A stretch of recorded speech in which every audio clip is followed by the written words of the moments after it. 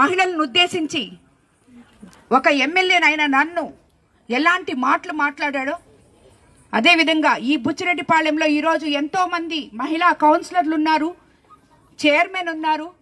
ఇలాగా 33% రాబోయే రోజుల్లో రిజర్వేషన్ వస్తుంటే మహిళలు ముందుకొచ్చి మేము రాజకీయాల్లో రాణిస్తాము, మీకన్నా మేము బాగా చేసి చూపిస్తాము అని చెప్పి ముందుకొచ్చే ధైర్యవంతమైన మహిళలందరినీ అవినీతిని గురించి మేము ప్రశ్నిస్తే అవినీతిని గురించి నువ్వు తిరిగి సమాధానం చెప్పలేక మమ్మల్ని అవహేళన చేసి మీకు సపోర్ట్ చేసే వైసీపీ నాయకులు,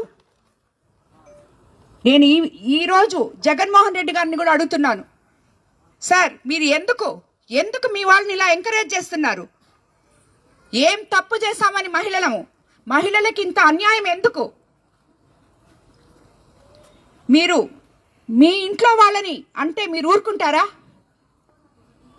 ఒక్కసారి మీరు ఈ మాట్లాడే వాళ్ళకి ఒక్కరికొక్కరికి ఫోన్ చేసి ఏం చేస్తున్నారా మీరు, మీ మాటలు వెనక్కి తీసుకోండి, ఒక మహిళని కుటుంబ స్త్రీని ఎందుకు ఇలా మాట్లాడుతున్నారు అని ఒక్క మాట అడగలేకపోయారు.